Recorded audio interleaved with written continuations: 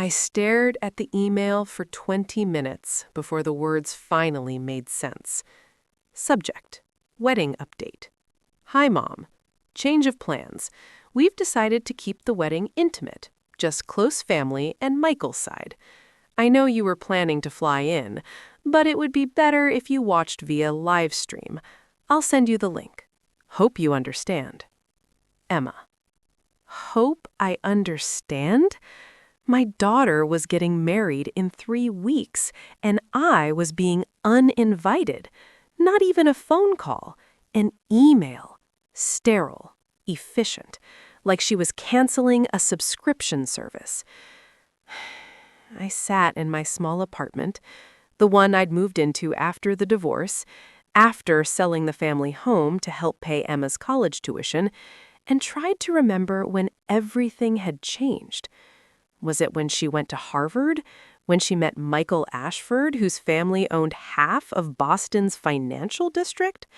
Or was it earlier, during those bitter years after her father left, when I worked 2 jobs and she resented me for never being home? I typed and deleted a dozen responses. Finally, I wrote, "Of course, sweetheart, I understand. Congratulations." What else could I say? I wasn't going to make a scene. I wasn't going to beg, but I also wasn't going to just accept this. I called my sister Janet, who still lived in Boston where Emma had settled. "Jan, do me a favor. Find out what's really going on with Emma's wedding. You want me to spy on your daughter? I want you to have coffee with some mutual friends, ask questions. I just need to understand." 3 days later, Janet called back. "Lisa, you're not going to like this. Tell me." Michael's mother, Patricia Ashford, apparently has been planning this wedding like it's her do-over. She never approved of Michael's first engagement. That girl was too common or something. Emma is her project, the perfect daughter-in-law. But what?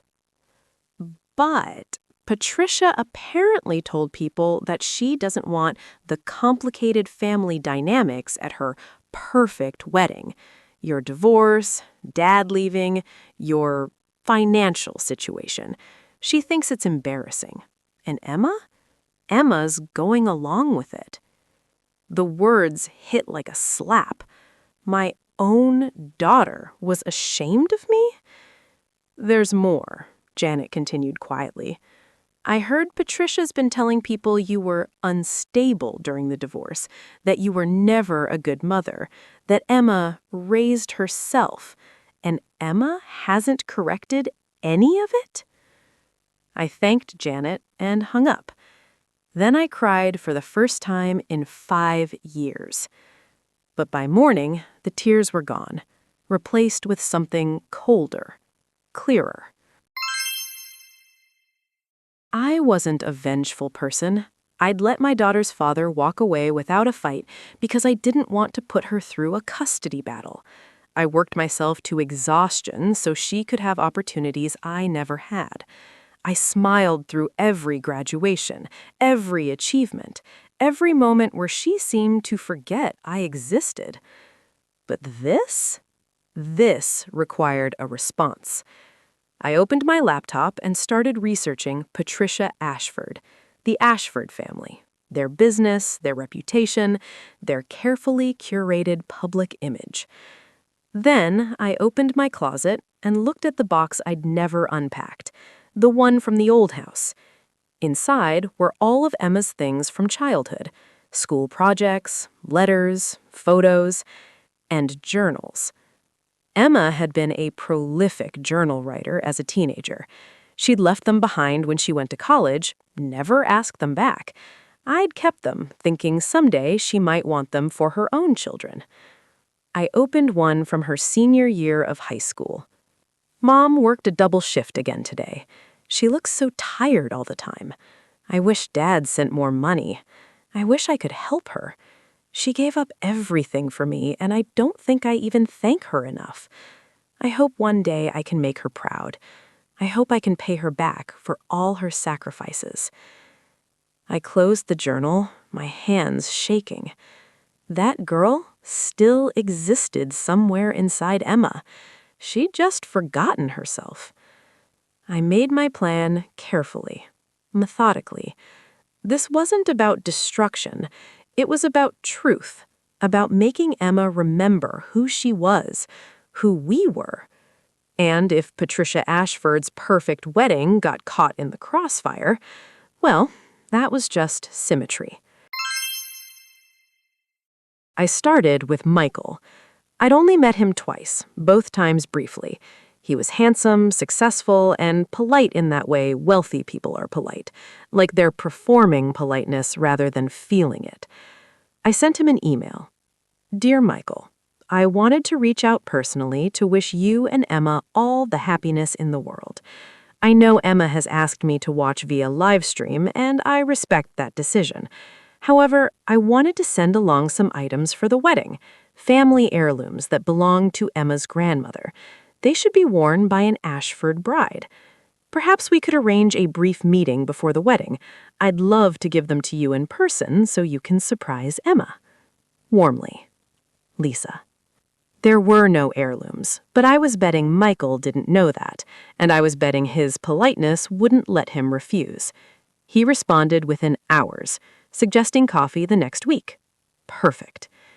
Next, I reached out to Emma's godmother, Sarah. She'd been at every birthday party, every school play. She'd been invited to the wedding. Patricia couldn't exclude her without raising questions. Sarah, I need your help with something. Michael chose a cafe near his office. He arrived exactly on time, perfectly groomed with that practiced smile. Mrs. Chen, thank you for meeting me. Please call me Lisa, and thank you for making time. We ordered coffee, made small talk, then I leaned forward. Michael, I want to be honest with you. There are no heirlooms. His smile faltered slightly. I'm sorry? I lied to get you to meet me. I wanted to talk to you about Emma, and I didn't think you'd agree otherwise. He shifted uncomfortably. Mrs. Chen, how much do you actually know about Emma's childhood? She's told me the important things. Her father left when she was young. Things were difficult for a while. She put herself through college with scholarships and... Stop. I pulled out my phone and showed him a photo. Emma, at 12, standing in front of our old house. Do you know why she's wearing a waitress uniform in this picture? I don't. Because it was Halloween, and it was the only costume we could afford that year. She wore my actual work uniform from the restaurant. She told everyone she was a career woman because she was embarrassed to admit we had no money for a real costume. I swiped to another photo. Emma at her high school graduation, me standing beside her in my one good dress. Do you know what I was doing the morning of this photo? Michael said nothing. I was finishing a night shift at the hospital. I'd been awake for 22 hours. I wore this dress to both her graduation and my second job interview that afternoon, because it was the only professional outfit I owned. Mrs. Chen, I appreciate what you sacrificed, but I'm not sure why you're telling me this.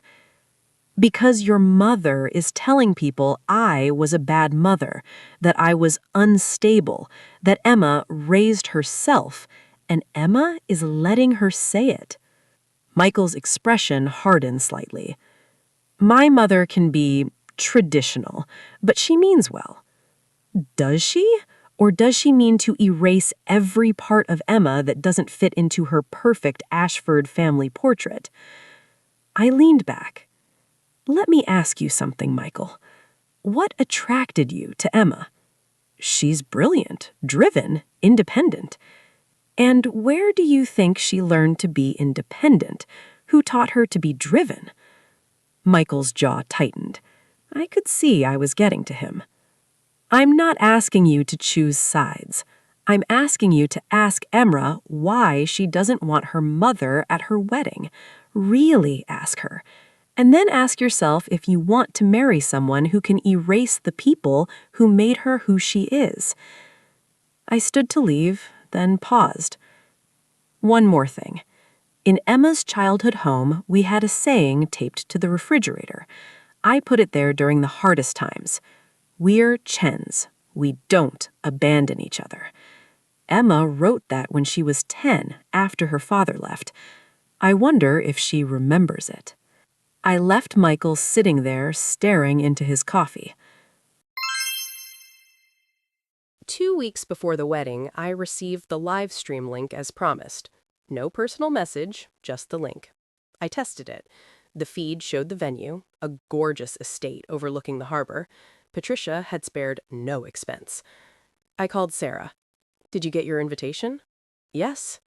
"Lisa, I feel terrible about all this." "Don't. I need you to do something for me on the wedding day. Can you record the ceremony? Not just video. I need you to watch Emma. Really watch her. And if you see what I think you're going to see, I need you to be ready." "Ready for what?"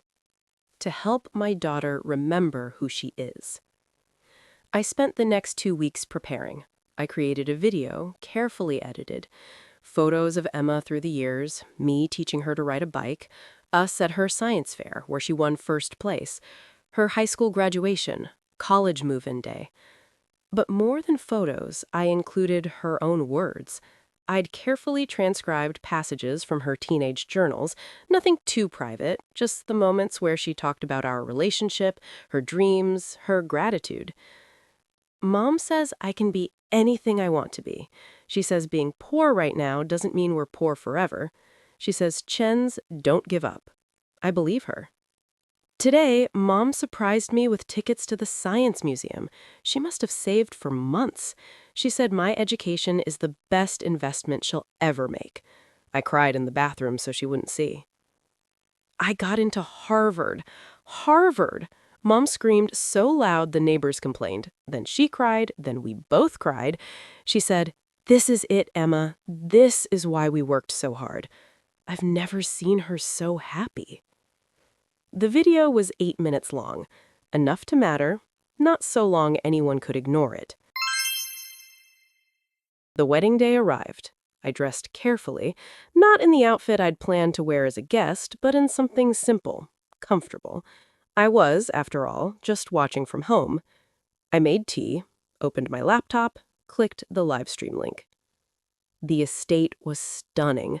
White chairs arranged on manicured lawn, flowers everywhere, the harbor sparkling in the background, guests in designer dresses and tailored suits.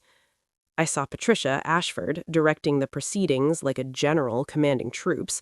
I saw Michael, handsome in his tuxedo, looking nervous. I saw Emma's father, who'd barely spoken to her in 15 years, sitting in the second row with his new wife. And then I saw Emma. She was breathtaking. Her dress was exquisite, her hair perfect. But as the camera panned across her face, I saw something else. She looked miserable. Not nervous bride jitters, genuinely unhappy. Her smile was frozen, her eyes empty. She kept glancing at the rows of guests, searching for something or someone. My phone buzzed. "Sarah.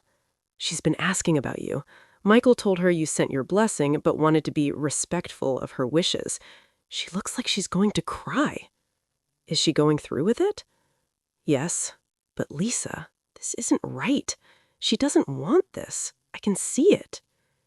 I watched as the ceremony began. The officiant spoke about love and commitment. Michael smiled confidently. Patricia beamed from the front row.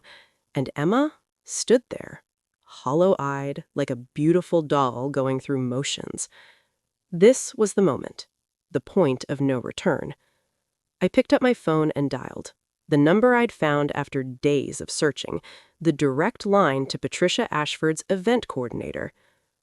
"Hello, this is Lisa Chen, Emma's mother. I'm watching the live stream and I noticed there's a technical issue with the audio. You might want to check the system before the vows." "Oh my God, thank you. I'll have our tech look at it right away." She'd do exactly that. And when the tech went to check the live stream system, he'd find the second feed I'd anonymously sent to the venue's tech team that morning, labeled Bride's Special Request, Play Before Vows.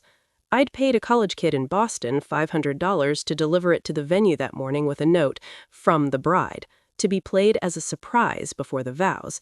She wants her guests to understand her journey. Would they check with Emma first? Maybe, but probably not. The note was on quality cardstock, and I'd done my research. This venue prided itself on fulfilling special requests, and Patricia had been so controlling about every detail that the staff was probably used to last-minute special touches. I waited, heart pounding. The officiant reached the part about speaking now or forever holding your peace. He smiled, ready to continue. Then, the large screens on either side of the ceremony space, installed for the livestream guests to see everything clearly, flickered to life. Emma's face filled the screens. But not current Emma. 5-year-old Emma, gap-toothed and grinning, sitting on my lap reading a picture book. When Emma was 9, her father left. She asked me if it was because she wasn't good enough. I told her that some people don't know how to stay. But I promised her I would never leave, that Chens don't abandon each other. Patricia was shouting now, demanding someone turn it off, but I'd locked the file with a password. It would play all 8 minutes, whether they liked it or not. The video showed Emma's teenage years, her winning academic awards, her acceptance to Harvard, and then her own voice reading from her journals. Mom worked a double shift again today. She looks so tired. Emma's face crumpled. She pressed her hand to her mouth. I got into Harvard. Harvard! Mom screamed so loud the neighbors complained. Michael was watching Emma now, not the screen. His expression had shifted from confusion to understanding. The video showed the final photos. Me helping Emma move into her dorm, Emma's college graduation where she'd given a speech thanking everyone who supported her, but somehow hadn't mentioned me by name. And then my voice again, live, recorded the night before. Emma, my darling girl, I don't know when you started being ashamed of where you came from. I don't know when you decided that the life we built together wasn't good enough for the Ashford family album. But I need you to know something. I'm not angry. I'm heartbroken. Not because you didn't invite me to your wedding, but because you forgot that the woman standing on that altar, the brilliant, strong, accomplished woman Michael fell in love with, was built by the years you're trying to erase. Every late night I worked, I was working for you. Every sacrifice I made it for you. Every time I went without so you could have more, I did it because I loved you, because you were my whole world. And I would do it all again, every exhausting, difficult, beautiful moment. But I won't watch you pretend I don't exist. I won't watch you let someone else's shame become your own. So I'm not watching this live stream anymore, Emma. I'm done. When you remember who you are, when you remember who we are, I'll be here. I've always been here. I love you. I'm proud of you. And I hope someday you'll be proud of me again, too. The screens went black. The silence was deafening. Emma stood frozen at the altar, tears streaming down her face, ruining her perfect makeup. Patricia was screaming at the tech crew. Guests were whispering, phones out, already posting about the drama. And Michael walked up to Emma and said something only she could hear. Through the live stream feed, which was still running, I saw Emma shake her head, then nod, then completely break down sobbing. Michael turned to the guests and said clearly, "We need a moment. Everyone please enjoy drinks. We'll resume shortly." He guided Emma away from the altar, Patricia following, protesting loudly. I closed my laptop. My phone rang 20 minutes later. Sarah. "Lisa. Oh my God, Lisa. What did you do? What's happening? Emma is hysterical. She's locked herself in the bridal suite. Patricia is threatening to sue someone. She doesn't know who. Michael is standing outside the door talking to Emma, and half the guests are debating whether what you did was beautiful or cruel. And what do you think? Sarah was quiet for a moment. I think you gave your daughter the truth. What she does with it is up to her. We hung up. I made more tea. Waited. An hour later, my phone rang again. Unknown number. Hello? Mrs. Chen, it's Michael. My heart stopped. Yes? Emma wants to talk to you. Can I put her on? A pause. Then her voice. My daughter's voice. Raw and broken. Mom? I closed my eyes. Hi, baby. I'm so sorry. I don't know what I was doing. I don't know why Emma, breathe. Just breathe. Patricia said, she made it seem like I thought I was protecting you from awkwardness. I thought I was doing the right thing. But I was just being a coward. I was ashamed, and I let her make me believe her version of our story instead of the real one. Are you getting married today? I don't know. Michael says we should postpone. He says we don't want to marry me while I'm pretending to be someone I'm not. He's right. Mom, he's right. What do you want? I want my mother at my wedding. I want to stop being ashamed of having been poor. I want to stop letting Patricia Ashford tell me who I should be. She broke down again. I want to remember who I am. Then that's what you do. Can you forgive me? I thought about all the revenge scenarios I'd imagined. Public humiliation, exposing Patricia, ruining the perfect wedding. I'd done some of those things, but that wasn't what this was really about. Emma, there's nothing to forgive. I love you. I've always loved you. Come home, to your apartment, I mean.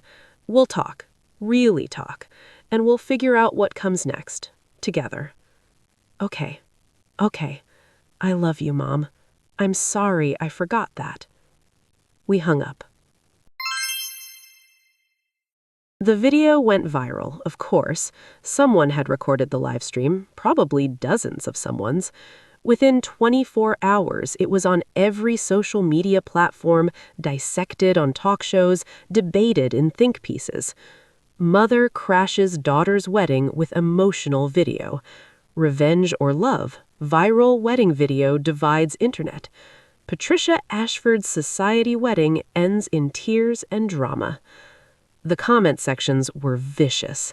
Half the internet called me a manipulative narcissist who ruined my daughter's wedding. The other half called me a hero standing up for wronged mothers everywhere. I didn't read most of them. Emma came to see me 2 days after the wedding that wasn't. She was exhausted, wearing jeans and an old Harvard sweatshirt I recognized from her college days. We sat on my small balcony with tea. Michael and I are postponing, she said. For 6 months at least. He says we need to make sure we're getting married for the right reasons. And he's right. I got swept up in Patricia's vision of who I should be. I forgot who I actually am. Do you love him? I do. And that's the strange thing. He told me after the ceremony that watching me try to be Patricia's perfect daughter made him realize he was falling out of love with that person. He said he fell in love with the girl who worked 3 jobs to pay for grad school, who argued with professors when she thought they were wrong, who had opinions and fire and didn't care about being polite all the time. He sounds smarter than I gave him credit for. Emma smiled weakly. Patricia has essentially disowned him. She's telling people he humiliated her by postponing the wedding. But he doesn't care. He says if his mother can't accept me, the real me, then that's her loss. We sat in silence for a while. Mom, what you did... I know, it was manipulative, it was public, it was the bravest thing anyone's ever done for me. I looked at her in surprise. I was going to go through with it, Emma continued quietly. I was going to marry Michael while pretending to be someone I'm not, with a family history I'd sanitized, surrounded by people who thought my mother was some embarrassing footnote I'd overcome. And I would have been miserable. But I was too much of a coward to stop it myself. You're not a coward, Emma. I was. I let Patricia make me ashamed of you, of us, of everything we survived together. And the worst part is, I knew I was doing it. I just convinced myself it was sophisticated, mature, moving on. But it was just forgetting. Yeah, she wiped her eyes. I read my old journals last night. All of them. I can't believe I wrote those things and then somehow forgot them. People forget, especially when they're trying hard to become someone new. But I don't want to be someone new. I want to be me. The me who comes from you, who learned strength from watching you work yourself to exhaustion for my future, who learned resilience from watching you survive my father leaving, who learned that dignity isn't about money or status or impressing rich people. It's about knowing who you are and refusing to apologize for it. I reached over and took her hand. So what now? I asked. Now we start over. I'm going to therapy, actual therapy, not just talking to Patricia's society friends who tell me what I want to hear. Michael and I are planning a much smaller wedding when we're ready, and I'm going to spend time remembering what actually matters. And Patricia? Emma's expression hardened slightly. Patricia Ashford can accept me as I am, or she cannot have me as her daughter-in-law. Michael made that clear. He told her he fell in love with Emma Chen, not with whatever version of me she was trying to create. How did she take that? She's currently giving him the silent treatment. He says it's the most peaceful he's been in months. We both laughed. Emma and Michael got married on a Sunday afternoon in my sister Janet's backyard. 30 people attended. Emma wore a simple dress.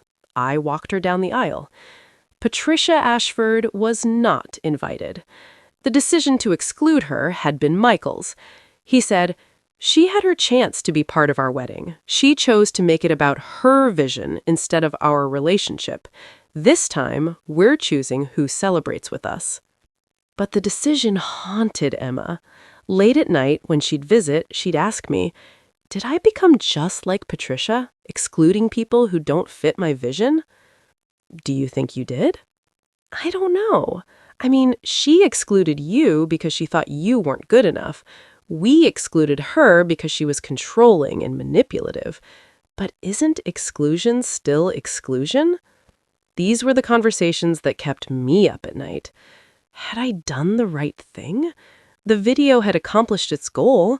Emma remembered who she was. Our relationship was rebuilding. She was genuinely happy now. But I'd also humiliated a woman in front of hundreds of people. I'd sabotaged a wedding. I'd made a private family conflict into public entertainment for millions of strangers on the internet. The viral video had earned me both praise and condemnation. Some comments haunted me. This mother is toxic. She couldn't handle not being the center of attention at her daughter's wedding.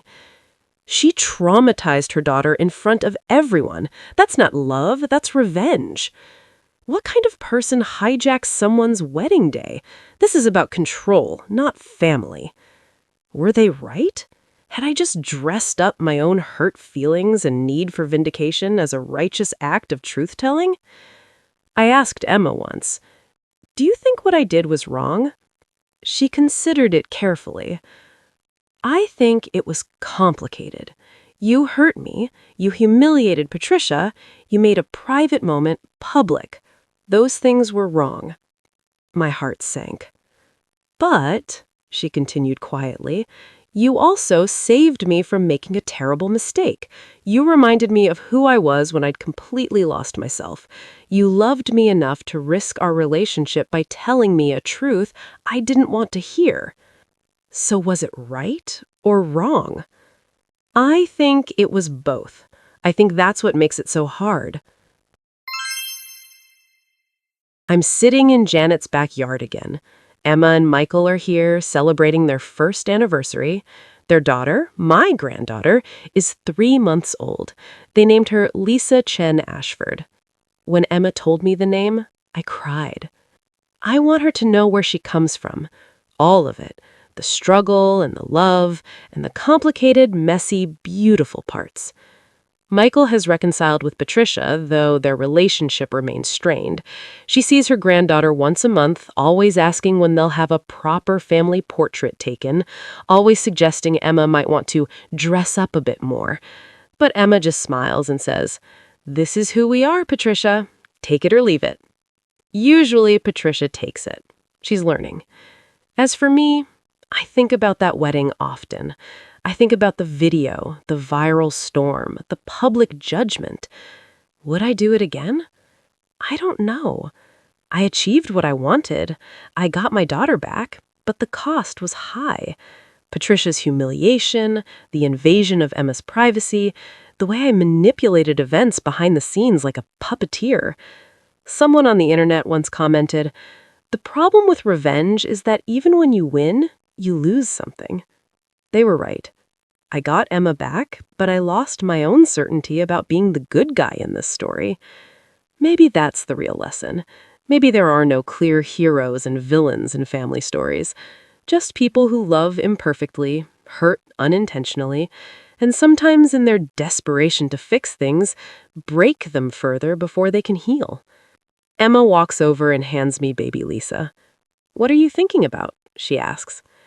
"Just wondering if I did the right thing."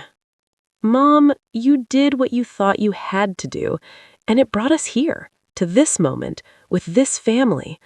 Maybe that's what matters. Even though I hurt people getting here?" I've been thinking about this a lot, about revenge and justice and love, and I think sometimes the people who love us most are the ones who tell us the hardest truths, even when it's messy, even when it hurts. But where's the line between helping and hurting? I don't know if there is a clear line. I just know that Patricia was telling me lies to serve her own vision, and you told me the truth to save me from losing myself. The methods were questionable, but the motives were different. Does that make it right? Maybe not right, but maybe not completely wrong either. Maybe it just makes it human. I look down at my granddaughter, sleeping peacefully in my arms. She'll grow up with her own complicated story. Her grandmother who crashed her mother's wedding, her other grandmother who tried to erase her family history, her mother who got lost and found herself again. And someday, she'll have to decide what it all means. Because that's the thing about revenge, about justice, and the complicated ways we love and hurt each other. There are no simple answers, just people trying their best, making choices, and living with the consequences. I did what I thought I had to do. It worked, but it cost something too. And I'll be wrestling whether it was worth it for the rest of my life. Maybe that's my penance. Maybe that's fair. Or maybe, just maybe, it's simply what love looks like when it's pushed to its breaking point. Messy, flawed, and achingly, desperately human. The question. So, I'll leave you with the question I ask myself every day. If someone you loved was erasing you from their life, sacrificing truth for social climbing, losing themselves to become someone else's vision, what would you do? Would you quietly accept it? Would you fight back? And if you fought back, how far would you go? Because the answer isn't as simple as you think. Trust me, I know.